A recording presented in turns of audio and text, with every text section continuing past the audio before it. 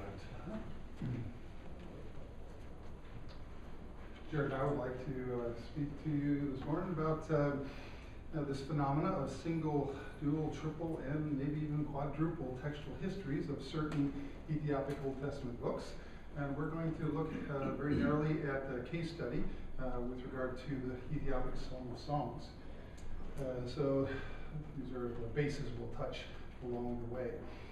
To give some context for our study, we are part of the THER project, Textual History of the Ethiopic Old Testament, in which research partners from around the world are engaging together to sort out the textual history of as many of the books of the Ethiopic Old Testament as we can. Our goal is to transcribe and study a sample of shared variants in at least 30 manuscripts of every book of the Ethiopic Old Testament. So first of all, what we do is have Kurt Nickham identify a set of sample passages in the book known because there are variants in particular locations between Hebrew, Greek, Syriac, Arabic, so that we can check out the textual history in relation to external other versions, and then also because there are hotspots of inner Ethiopic variation at these points. So we identify maybe 15% of long books, or sometimes we do entire books,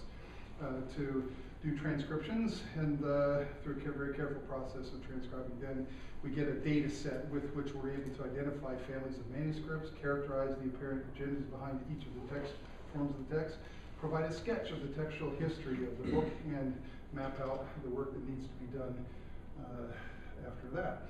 This particular assignment on the Song of Songs falls to the three of us. Tekla Balachu resides in Addis and is working with Jared and I on the Ethiopic Song of Songs, which turned out to be just a doozy of a case, as you'll find out here in a bit. And we didn't rig that, it just turned out that way. So, the emergence of the question.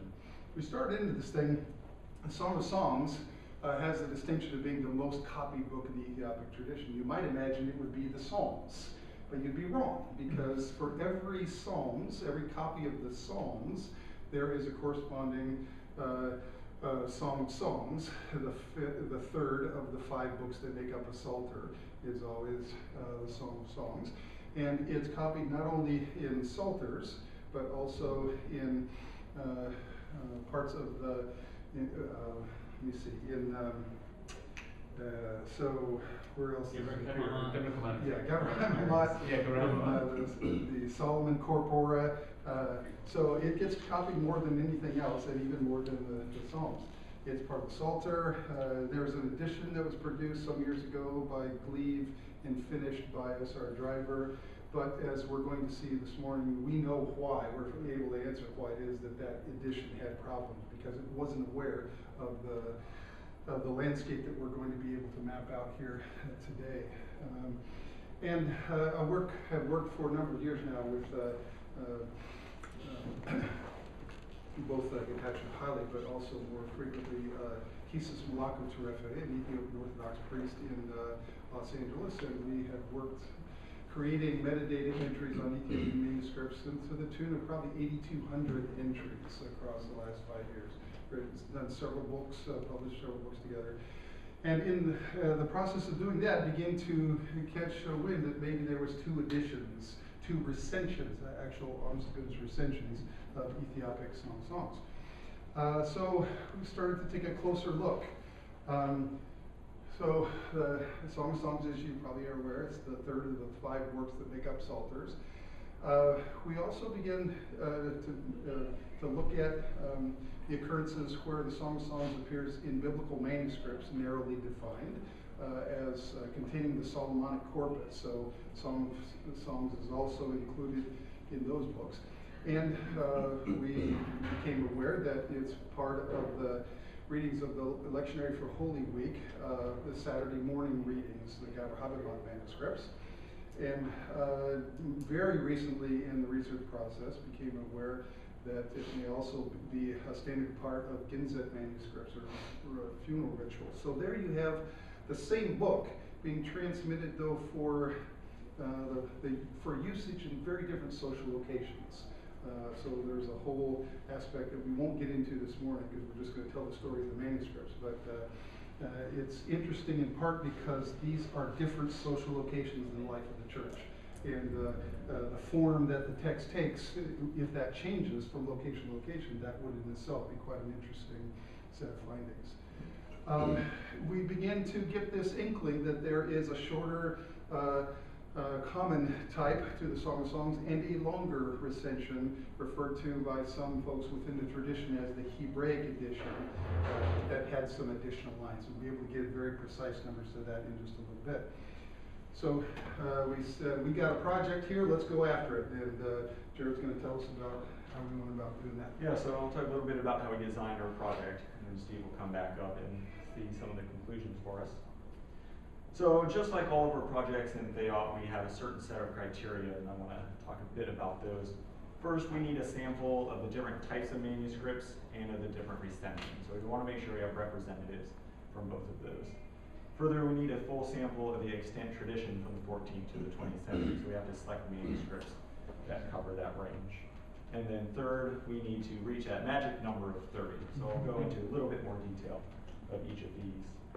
So types and recensions, like Steve mentioned, there are 4 types, Psalter, Biblical, Lectionary, and Funeral. For this project, we just have done the 3. So that's the kind of preliminary approach here.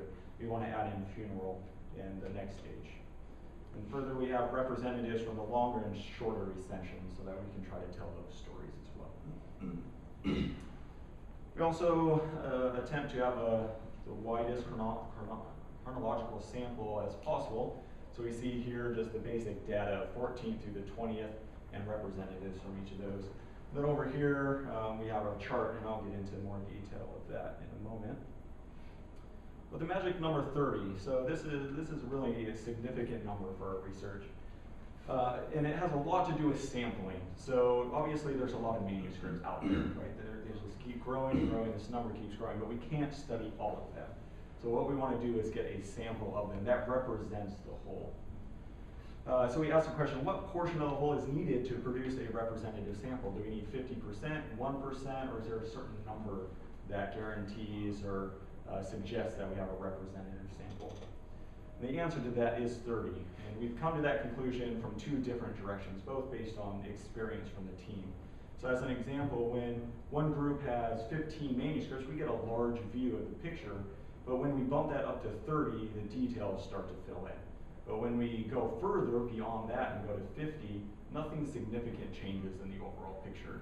So we become confident through experience that 30 is the ideal number, right? It's not too much work, but it's enough that we have a representation of the whole picture. But coming from it a different direction, statistics tell us that 30 is a significant number when we're talking about sampling. And an author, Guy, says n equal 30 is the approximate dividing line between large and small samples. And he has shown this through statistical analysis. And this means that an n of 30 gives a confidence level of 95% that a sample is representative of its whole.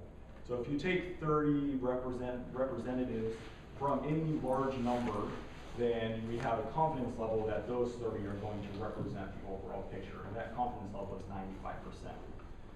And 95%, again, is another statistical marker of relevance. So if you can get up to that confidence level, you can have a certain confidence in your work. And you can see the bibliographic reference for that there.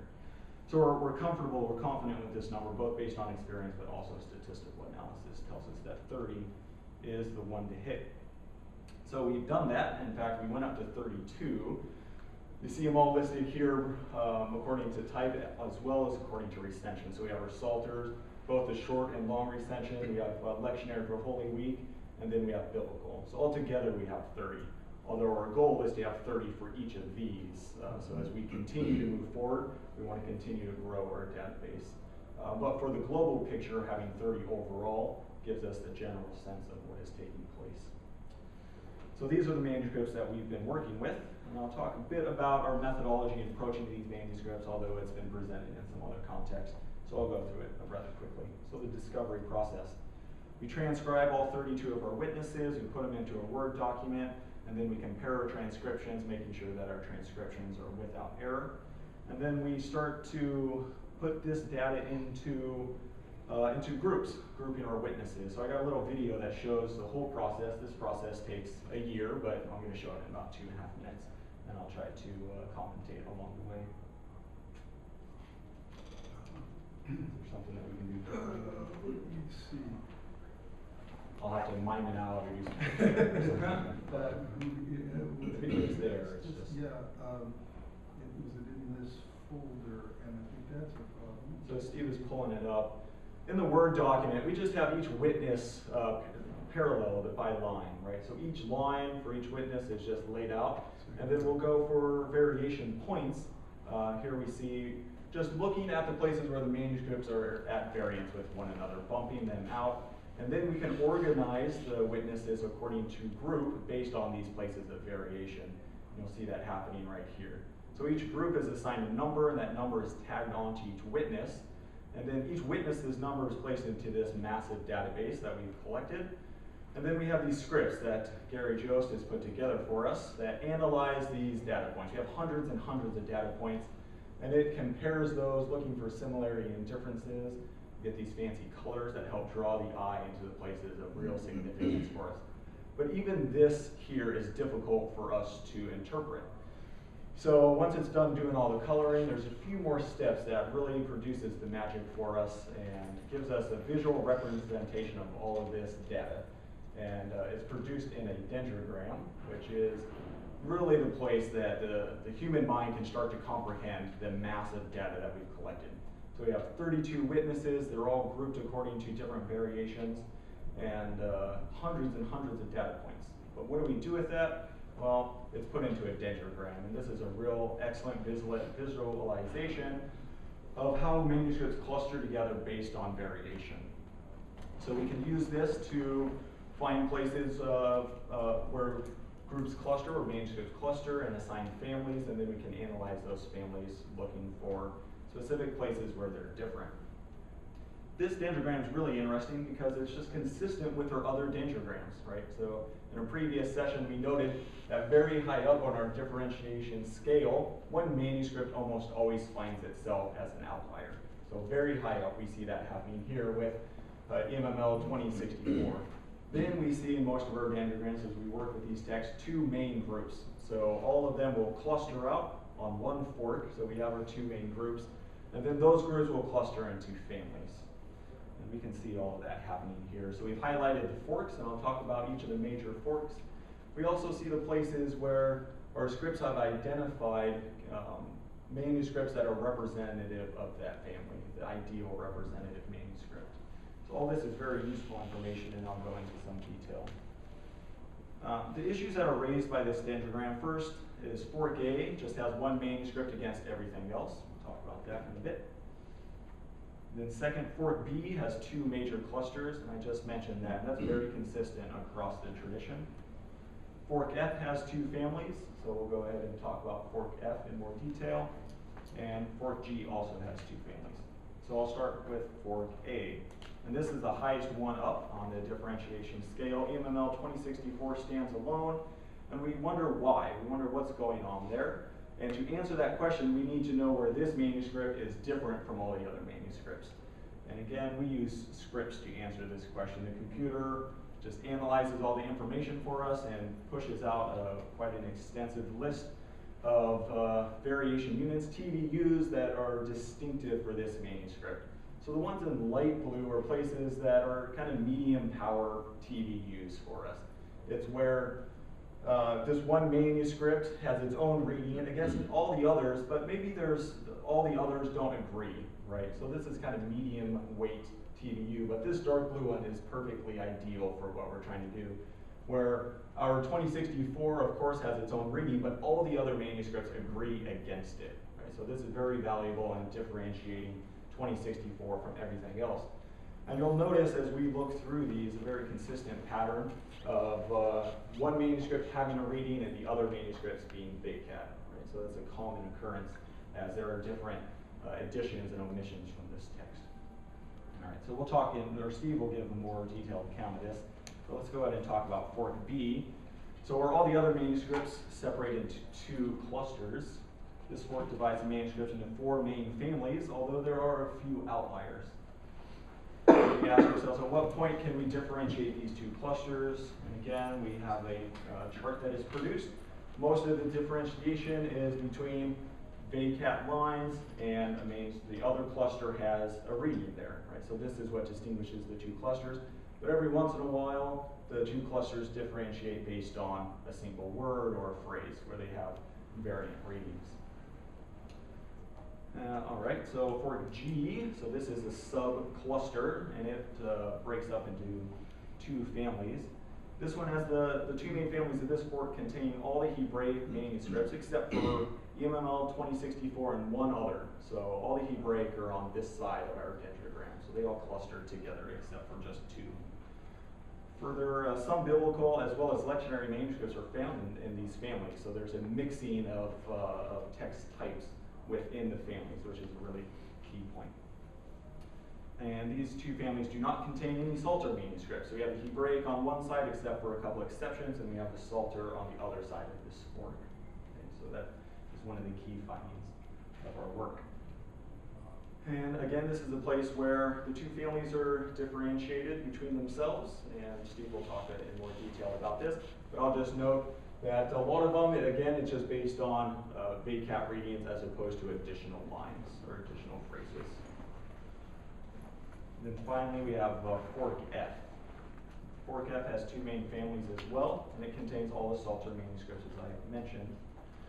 And it also contains lectionary and biblical manuscripts and just 1 Hebraic. So as large of a cluster this is, there's only 1 Hebraic found in it, although that 1 manuscript is interesting and it's begging for us to look into it and see why it's clustering over here and not with all the other Hebraic manuscripts. So in order to do that work, we can go ahead and take a look at these different places where these manuscripts cluster together. And again, these are the prime readings that will help us to tell the stories of these manuscripts. And to tell part of that story, Steve will come back up. So this is a very odd way to sort of look at the phenomena of the thing. Say, why don't you just look at the text and to try to get your mind around what all these numbers mean. It's taken us quite a while to learn how to work with the scripts and understand the nature of the data. But here's another very obvious way. Let's just look at a doc file in which I started out with Gleaves base text. Gleaves base text has essentially Gleaves base text is all these lines that don't have color on them. So you can just look out here and you see that's sort of the common version of the Ethiopic Song of Songs. They say, what are all those green lines? All those green lines are distinct added strophes that appear in 1 manuscript, that very, very old EMML 2064 manuscript. What are these ones that have the blue? Well, this one right here that has only the blue, that's ones that the so-called Hebraic edition, or what we're going to call here the mid-sized recension, and the ones that have both green and blue, those are shared in common by that EMML 2064 and so the very long recension, the middle-sized recension, and then the common version.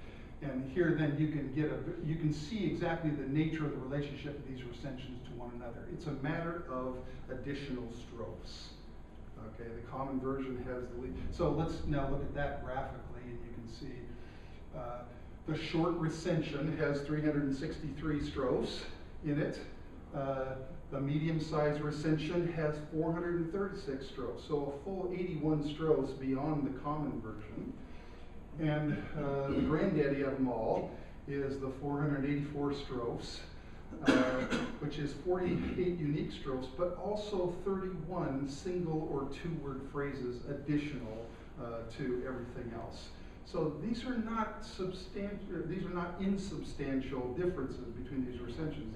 I'm actually willing to use the word recension and not merely form of the text or something. This is on a Richter scale of significant difference.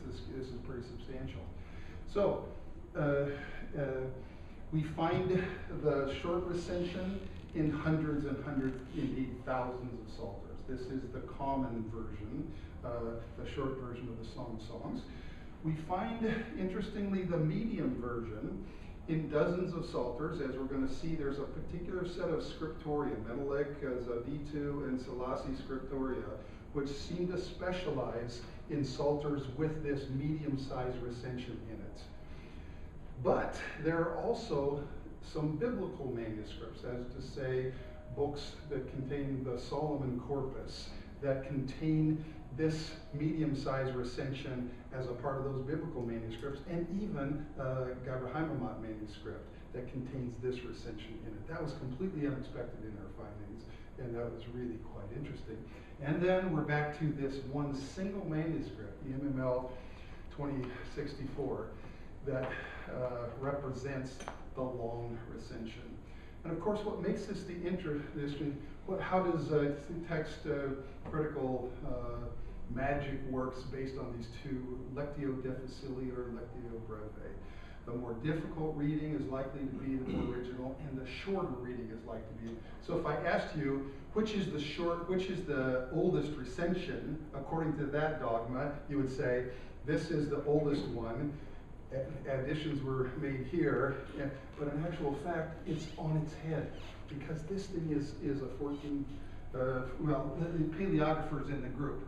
I'll show a picture here in a bit, and we'll take a look. And that seems very clearly to be a 14th century. So it's the mystery just increases then. How is it that the very oldest manuscript, or among the very oldest manuscripts, is this long recension, and then a medium-sized recension that contains everything that's in the long one, but for some reason abbreviated, and then the common version that has even less stuff. This is just sort of counterintuitive to text critical thinking. So when we look at the common version, it is among the oldest manuscripts. So the very earliest manuscripts we have, there's a strata there that bear witness to the common recension, the short recension. So it is present. It's the first thing we have to say. Its antiquity of the common version is undisputed. It's there right from the very outset. But we also see that there's an old minority family and the mainstream family. So I should have the demogram here again. But within the common version, there's two branches, and one is a chronologically bounded, very old 1450, like earliest extant, or what used to be called Old Ethiopic, maybe is borne witness to that. And then this big bulge of common edition ones. So it's old. It's the majority, and in the text is very, very stable across time. All of the textual historical studies we've done in the Psalter itself, canticles, as well as now Song of Songs, show a remarkable stability of the text across time, and this bears witness to that. And this main recension is known to Ethiopians, copied in most books, and is the main one. EMML 2064 gives us a glimpse of the roots of the long recension. So here's the first image and you can. Is there a date in this? I don't think there's a call on.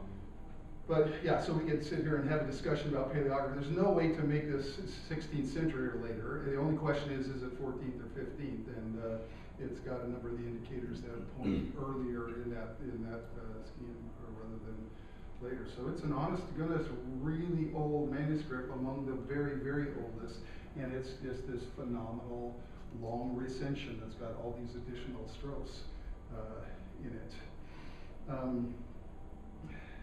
And the nature of so this doc just has English translation of the additional strophes, and you can see that they are of a sort with the general content of the Song of Songs, and have yet to do a full analysis, but obviously that would be a really interesting study to see what additional, are some of them Christological, and what other ways do they visualize and recast or add definition to the story of the Song of Songs and its content.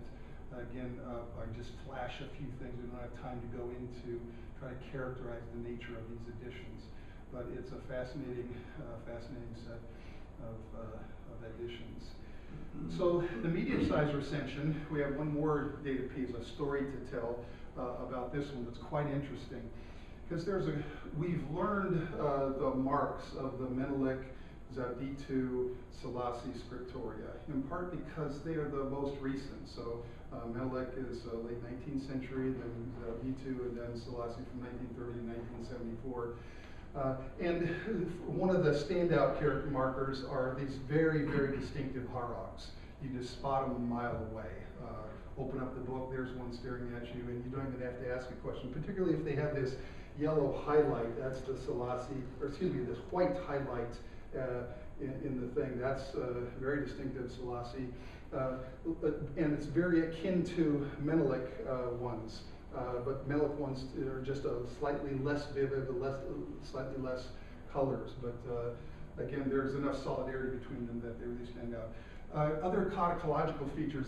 If I'm in a book dealer's place and I just look at the end of the book and see this, say government scriptorium, we just learned across time that this is another of the marks. This artistic, so this is a functional, the headband and tailband, to make two fixing points at the top and the bottom that add to the four Coptic chain stitches and bridle attachment to the boards that help secure the book, particularly when you've done a leather binding on the thing. So this is braided leather, pieces of leather, and in the government scriptorium, they go one step beyond functionality towards aesthetic quality, and this is an interesting thing in codicological circles when scribal schools do that. And this is another one of the characteristics that makes these manuscripts stand out, and they share these kind of characteristics.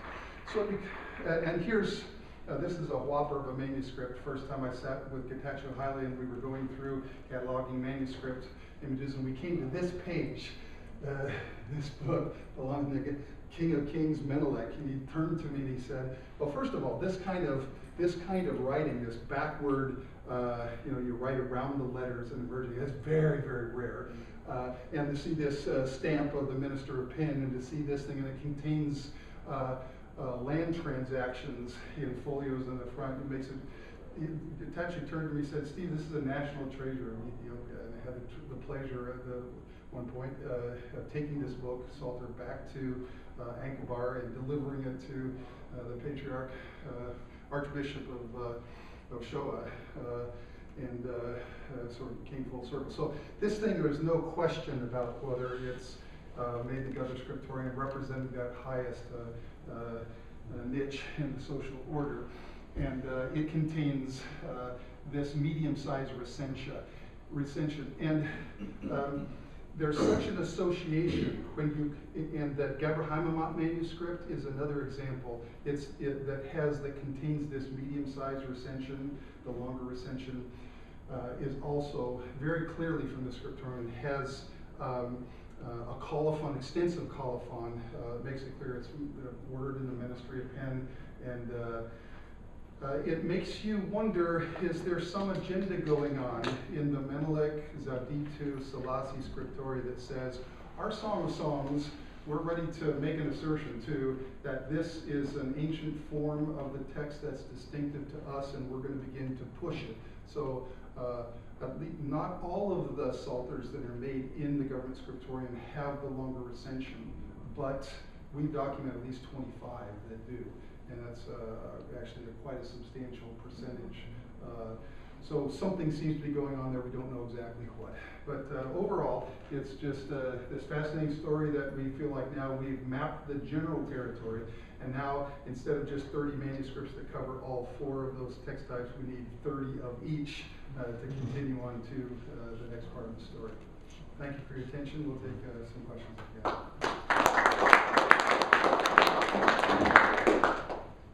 As I say, we've got one paper that's not going to be given, so we have a little bit of slack in the system. So we've got a little bit of time for questions. So anybody? Tell a little bit about the ease or difficulty in getting manuscripts from each of those 4 different categories. The ease in getting them? So the ease or difficulty. We got lots and lots of image sets these days. Our project, the Ethiopic Manuscript Imaging Project, is we've digitized about 10,500 manuscripts, and Some of those are from collections in Ethiopia, others of those are manuscripts that have come to North America. So we've got just literally thousands. I mean, when I do a study of the changing dimensions of Ethiopian psalters, 1,080 psalters we consulted between our collection and ones in the EMML. So we just have, it wasn't difficult to come up with that minimum number, and it won't be difficult actually to come up with 30 of almost each of them. So there's no need to go outside of already the database that we have. Between what we have in-house and then what we can get through cooperation with Hill Museum and Manuscript Library, which is then access to the 9,600 manuscripts of the EMML database or microfilms, then we can get everything we need. Yes, sir. Very related question. Given that the spread of manuscripts around the whole country, leave alone which are abroad, but in every single cathedral and everywhere, how much do you think this is representative as exhaustive of manuscripts are concerned? These demographics of how many psalters or how many of the songs? Yeah, I mean, still there are also many manuscripts are owned by individuals, used to be, and kept at home and all those things. How much can we think that we have collected the manuscripts or included in this system? Oh yeah, Richard Pankhurst had I think he proposed maybe 500,000. I'm ready to say there are probably 1 million in the country or something. Because the numbers estimated outside the country, his estimates were a quarter to a third of what we actually know now. So there's just lots and lots of manuscripts. Again, the question, how many do you need before you can extrapolate? So you can draw some conclusions.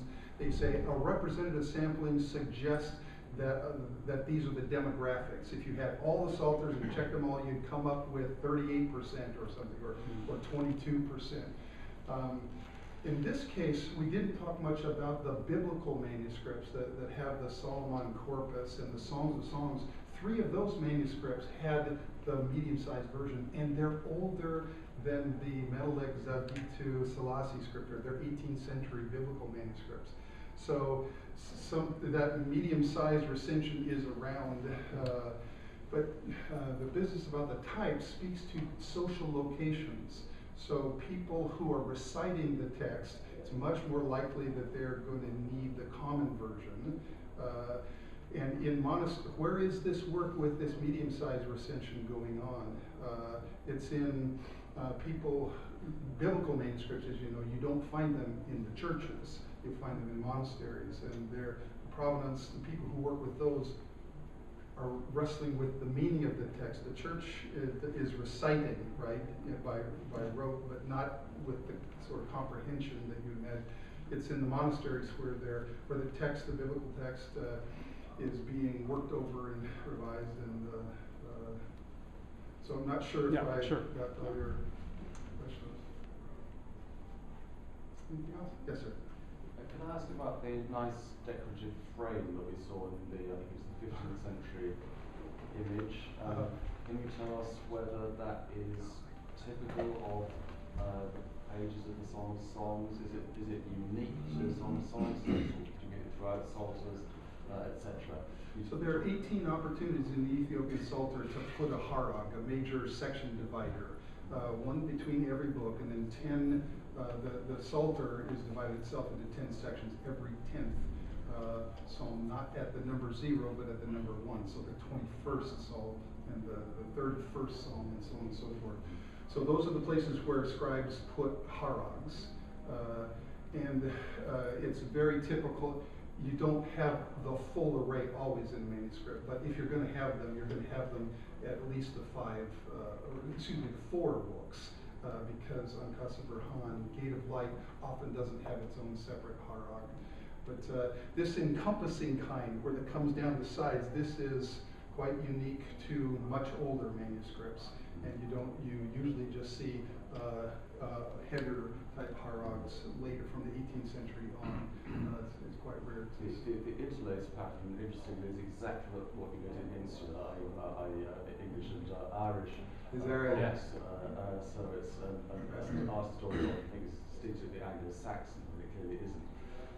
It clearly is. Exactly the same. Can I comment on that? I think there's some evidence that the Irish monks learned some of their tradition from people connected with Egypt, and so there actually might be a physical connection between, because of course Ethiopians and Egyptians had quite a lot of interaction. So there is at least a theoretical connection between them, which is fascinating. They recently found a Coptic manuscript in Ireland, clearly printed by, made by Irish monks. Right, Yeah. right.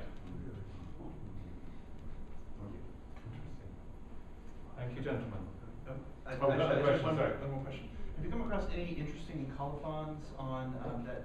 Because you said this is the most copied book, right? Mm. And so, like, have you come across any stories before Song of Solomon that might try and place it somewhere in their prized history of Solomon dissidency? Not within biblical manuscripts or psalters. That might be in legends and other Cabernegas and that sort of thing. Right. Andenta. Hmm? Andenta usually has. There's an Andenta commentary on it. There's quite extensive parts of the Cabernegas that quote quite short passages of the Song of Solomon. We looked at them because I looked through them because they turn out to be verses that are not of particular interest in your case. We maybe need to revisit that now you've done more detail, but we did look through the Cabernegas and see. It's also the Song of Solomon comes up time and time again all the way through the commentary tradition as a source of illumination and explanation for completely unrelated texts, but the imagery is often used. So, that's that.